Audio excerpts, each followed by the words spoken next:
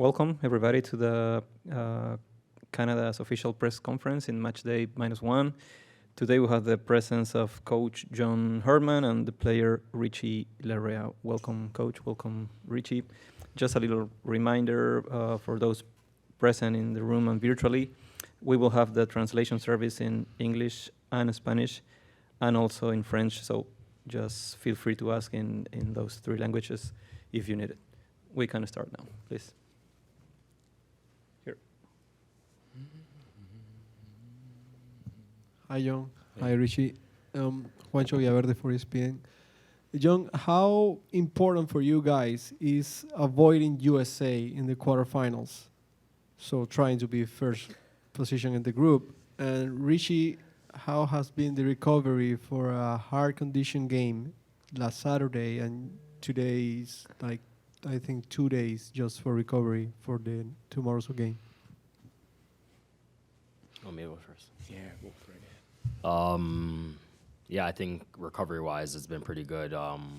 We've stayed diligent and on top of it. We have a good staff behind us getting us prepared. So we recovered yesterday, trained today, and still with the mindset of keeping legs fresh for tomorrow. So yeah, I feel very good. The rest of the group feels very good as well. So we'll be ready for tomorrow.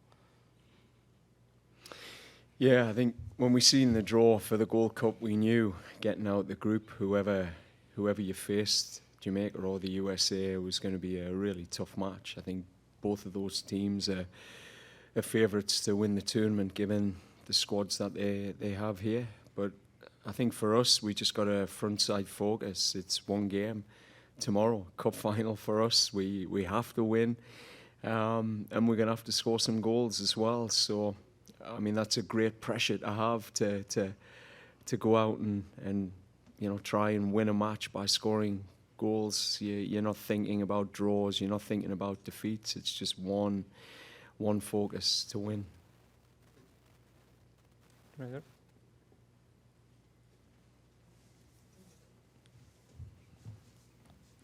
Thank you. Hi, Coach. Hugo Ramirez from Univision TUDN. Hi, Richie. One for each person. For you, Coach, what does it mean, the injury of Milan Borgen?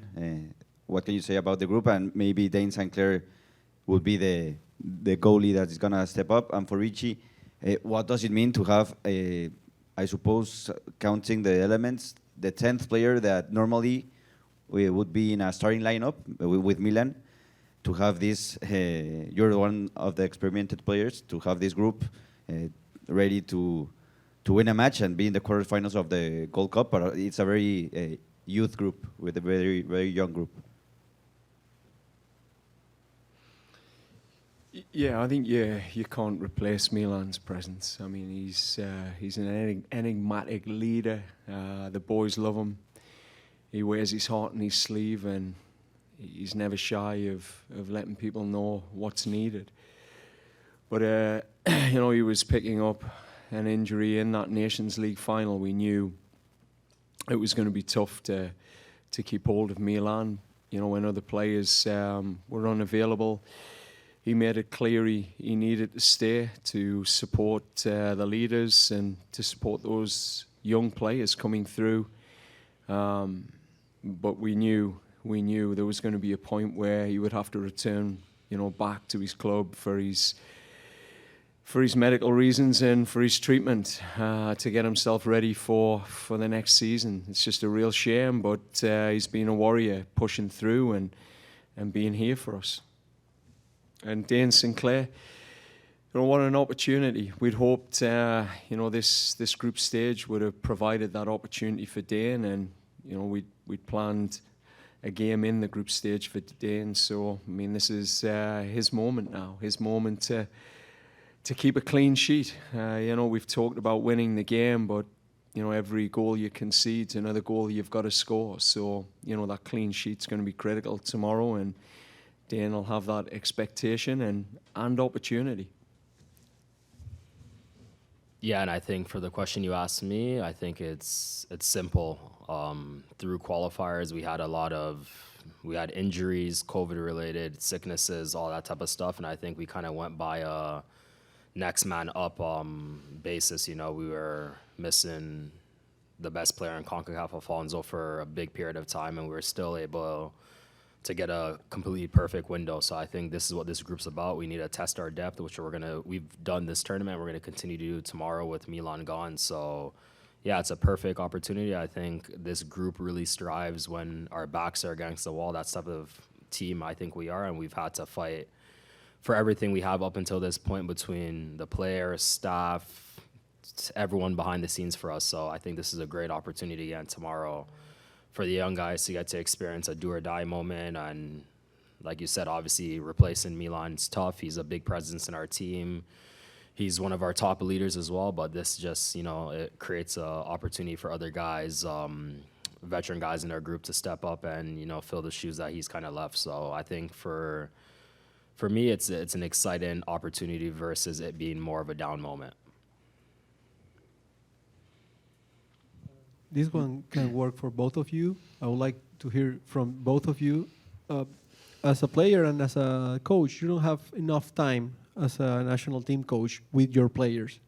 In this Gold Cup, you bet for a young team with veterans players to work. What aspects can you guys highlight from this time that you have been working, whatever happens tomorrow, whatever happens in the quarterfinals or the semifinals or the final? Obviously, like you said, I think national team is tough sometimes because you don't get enough time together. But obviously, this guy right here and the rest of the staff, I think they do a very good job of prepping us. They give us a lot of information before we get into camp, during camp, and even after, you know, debriefs and stuff like that. So I think for the most part, we come in and we've had, I would say, the same amount of guys coming in for the last couple of camps that it has become very easy to snap out of, you know, club soccer habits and get right back into the national team because there is such a clear identity of the way we want to play here and what we do when we come in. So, yeah, I don't think it's too tough for us. And I think the young guys have also picked up very quickly because it's kind of this contagious thing. Once you start getting going and playing the way we want to play at this national team, I think it becomes, you know, pretty easy for your own attributes to come out when you're playing on the field. And I think that's one of our top things is the staff let us express ourselves. We have obviously our structure, the way we want to be organized attacking and defensively, but there is a sense as well where we get to bring our own identity to the team, which isn't very common in a lot of, you know, different clubs or national teams. So I think that's also what's made us very good up until this point as well. So yeah, I mean, my learnings through this and what I hope I'll be taking from it is just the intensity of the leadership group. You know, the leadership group was adapted, given that we had quite a lot of players that would have been in that group not here. And, you know, Richie and there's, you know, 4 others that have put a hell of a shift in. And what I mean by that is they've worked on 2 key areas, team spirit and tactical excellence. So they've put the extra work in running sort of events for the young players, connecting them, you know, making them feel part of the brotherhood. And then the tactical element, the work individually I've seen Richie do with the wing backs, the extra meetings that they've been willing to put in, and even the commitment to the preparation. You know, I think when you're working with players that are at top levels in Europe, you know, often they don't feel like they need that extra training or that extra support or extra work. And sometimes they don't because a lot comes natural. But this group have really bought into putting the work in, and I feel like over 2 matches there's been growth in key areas. We haven't got the results we wanted. That's been tricky for us. But I've got a feeling this next match, even though there's a few new elements we've got to deal with, you know, another level of heat, I think there'll be a big step forward. I'm feeling really confident that this group will take the next step. One more.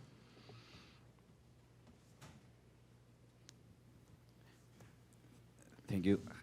about that, what is the urgency for winning? Because you have two draws, and maybe this group needs to taste the taste of victory per se. What do you think about that?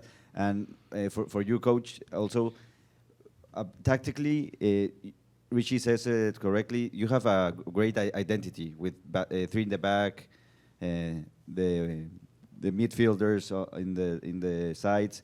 What can you say about being a head coach and changing maybe the tactical formation in a game where you maybe it is not working, or maintaining your formation? What can you say that as a coach for other head coaches or other national teams that maybe have that doubt?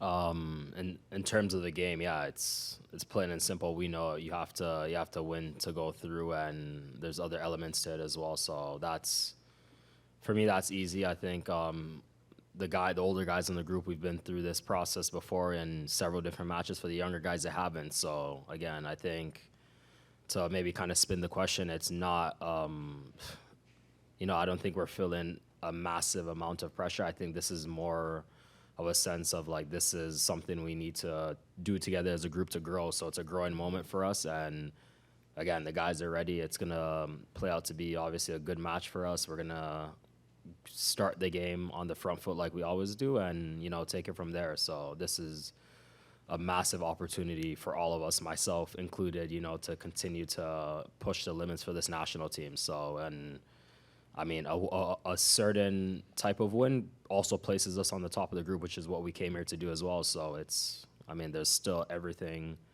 to play for, and I don't think there has to be this massive amount of pressure put on this game, because I think for us, we're gonna wake up, it's gonna be a normal game day, and we're gonna just go out there and do everything in our power to win the game and advance. So yeah, I think tactically, through World Cup qualifying, you had to adapt consistently across, whether you were playing in 35 degrees in altitude or whether you were playing in minus 13 on a plastic pitch. I mean, there was a lot of work we did to be the most adaptable team, shifting between being a team that played with a back four or a back three. We have some consistency in our attacking structures, but our defending would often adapt a front two or a front three pressing, sometimes a back five, sometimes a back four.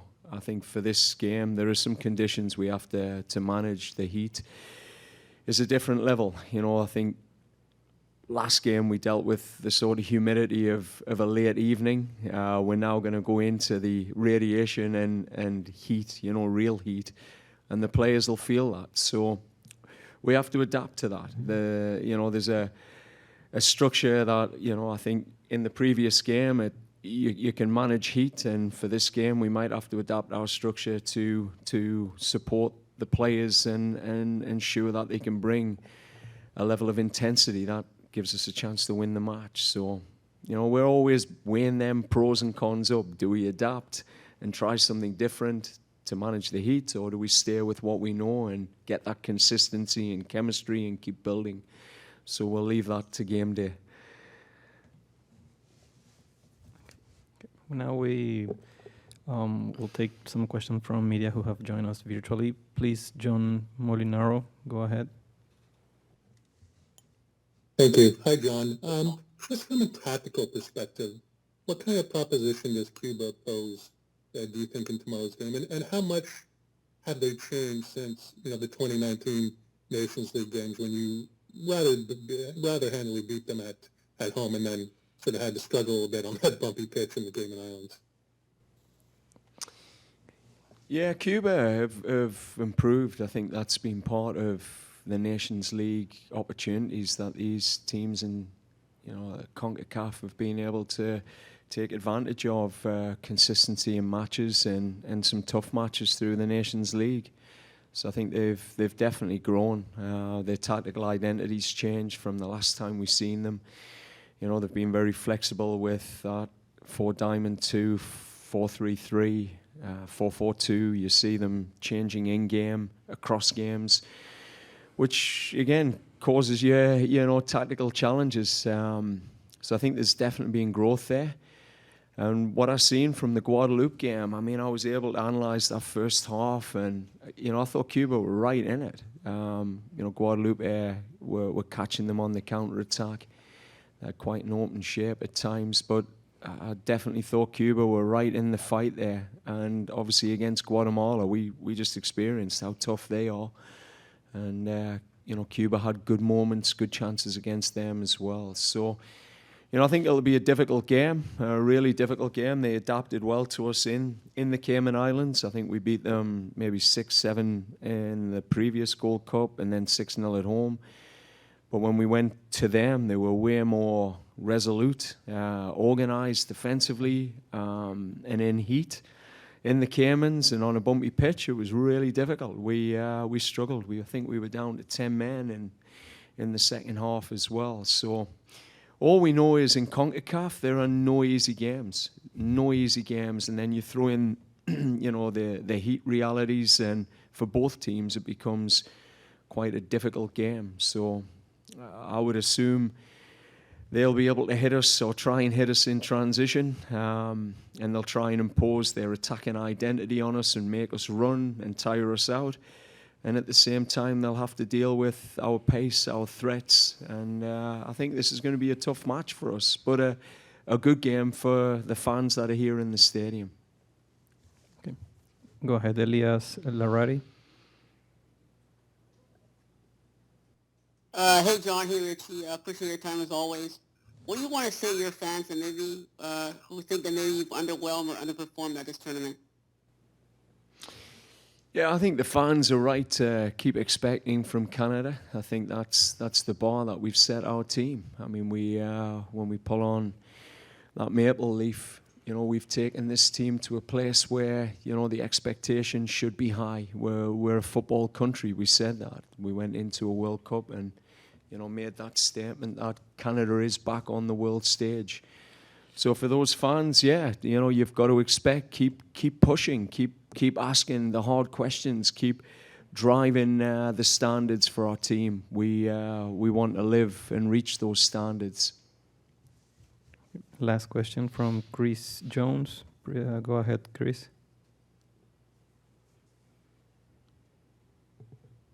Hi, John. Sorry.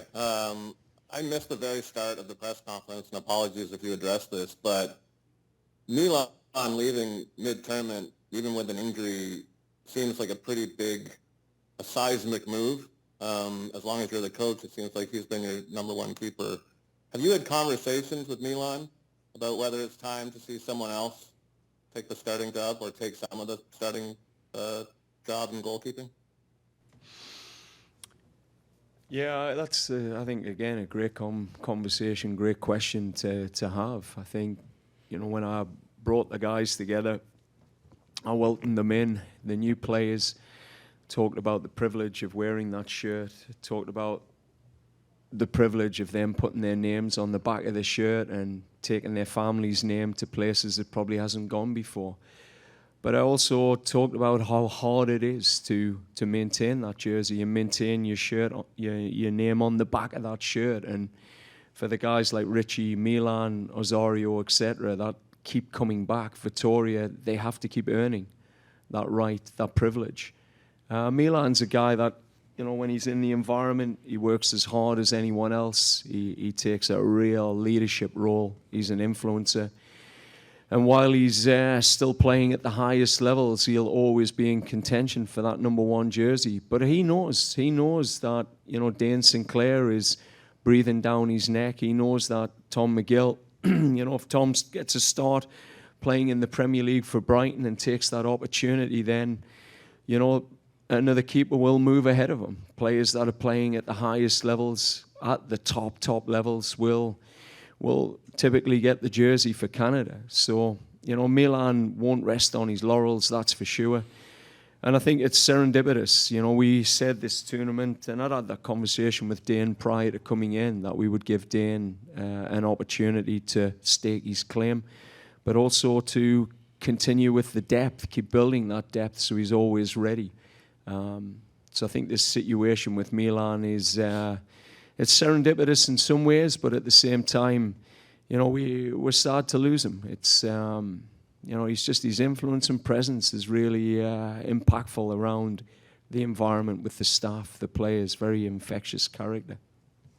Okay, with this last question, we have concluded Canada's press conference. Thank you very much, Coach Herdman. Thank you very much, Richie Laryea. Thank you very much, everybody.